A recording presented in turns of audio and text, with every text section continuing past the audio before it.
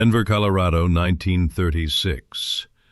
A church basement is packed with parents clutching handkerchiefs. The lights dim. A projector rattles to life. On screen, clean-cut teenagers take one drag from a strange cigarette. Within minutes, they laugh uncontrollably, strip naked, beat a man to death, and leap from a speeding car. The title card burns white. Reefer Madness. The audience gasps. Newspapers scream headlines the next morning. Congress takes notice, and a plant older than the pyramids is declared public enemy number 1. Tonight, we follow the lie that locked up generations. But dive into this chapter, take a moment to like and subscribe, and join those who remember. From Founding Fathers hemp to pharmacy shelves. 1619. Jamestown, Virginia passes America's first marijuana law. Every farmer must grow hemp or face prison. George Washington tends acres of it at Mount Vernon, carefully separating male and female plants to boost fiber. Thomas Jefferson smuggles prized seeds from China, hiding them in diplomatic pouches. The Declaration of Independence is drafted on hemp paper, thick enough to survive centuries. During the Civil War, Union surgeons treat wounded soldiers with cannabis tinctures for pain, spasms, and shell shock. By 1890, Sears Roebuck sells 1-ounce syringes of Cannabis Americana for 5 cents, promising relief from migraines, coughs, even opium withdrawal. Park Davis and Eli Lilly bottle it beside aspirin.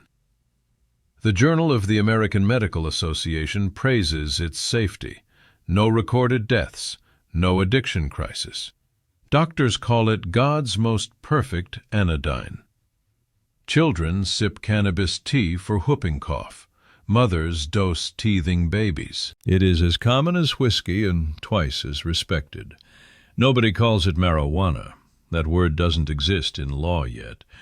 It is simply cannabis, the patriotic cash crop that clothed and healed a nation for 300 years. The word marijuana enters the lexicon. 1910. The Mexican Revolution erupts. Hundreds of thousands flee north. They bring music, food, and a smoking herb they call marijuana. In El Paso internet cafes, white patrons watch wide-eyed as Mexican workers roll loose leaf in brown paper. Newspapers coin a new term, marijuana madness. By 1917, Texas bans it first. California follows in 1919, blaming Hindu immigrants for luring white women. New Orleans jazz clubs become ground zero. Louis Armstrong is arrested in 1930 for possession outside the Cotton Club. Harry Anslinger, newly appointed head of the Federal Bureau of Narcotics, needs a villain. Alcohol prohibition has just ended. His budget is threatened. He opens a secret file labeled Gore Files, stuffing it with unverified clippings. A Mexican-American farmhand allegedly axes his family after 2 puffs. A Florida teen supposedly leaps from a rooftop, believing he can fly. Anslinger testifies before Congress that marijuana turns men into beasts and fiends. He coins the phrase, "Reefer makes darkies think they're as good as white men." The word marijuana, deliberately foreign-sounding, replaces the familiar cannabis overnight. By 1931, 29 states have outlawed it, each citing racial panic, not science. Reefer Madness hits the big screen. 1936. A low-budget producer named Dwayne Esper needs a quick hit. He buys a church-funded anti-weed film, originally titled Tell Your Children, slaps on lurid new scenes, and renames it Reefer Madness. Opening night in Denver, parents scream as actors fake orgasms, beat each other with chairs, and laugh while drowning. The film tours church basements and women's clubs for 2 years. Anslinger mails prints to every congressman. In 1937, the Marijuana Tax Act passes 96-0 in the House after exactly 45 minutes of debate. No medical testimony allowed. Possession now costs up to 5 years and a $2,000 fine. The American Medical Association protests.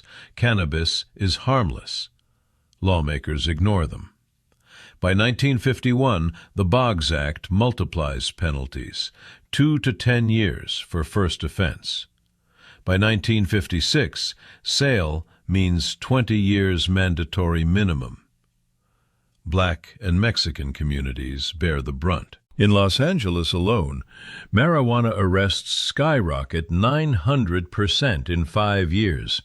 Prisons overflow, families shatter, and the film keeps touring, still scaring parents 30 years later. Counterculture fights back. 1964. A Harvard professor named Timothy Leary is fired for giving LSD to students, but marijuana becomes the new battleground. Beat poets like Allen Ginsberg smoke openly on television. By 1969, 1 million Americans have arrest records for pot. Woodstock draws 400,000 kids who pass joints in front of news cameras. President Nixon calls marijuana public enemy number 1 and launches the war on drugs. His domestic advisor, John Ehrlichman, later admits, "We knew we couldn't make it illegal to be black or a hippie, so we made it illegal to possess something they use." The DEA is born in 1973. SWAT teams kick doors for ounces. By 1980, sentences rival murder. Reagan escalates. Nancy preaches just say no, while mandatory minimums lock up first-time possessors for 15 years. Black Americans are arrested at 4 times the rate of whites, despite equal usage. College kids lose financial aid for a single joint, yet the plant refuses to die. In 1996, California voters legalize medical marijuana. The dam breaks. Legalization and the long shadow. 2012. Colorado and Washington vote to legalize recreational cannabis. By 2024, 38 states allow medical use. 24 permit adult use. Tax revenue tops $20 billion. Yet over 500,000 Americans still sit in prison for the same plant. Black arrest rates remain 3.7 times higher. Expungement moves at glacial speed. In 2025, the DEA quietly proposes reclassifying marijuana from Schedule 1 to Schedule 3, admitting it has medical value after 90 years of lies. The omega pennies of prohibition are finally struck, but the damage lingers. Families torn apart, generations branded felons, fortunes lost, lives ended. Reefer Madness still plays on late-night TV, now as camp. Yet every drag in a legal dispensary is a quiet rebellion against the century-long con. The plant outlasted the panic, and America is finally waking up from the nightmare it paid to believe. Every story reminds us who we are. Like and subscribe, and help us tell the next one.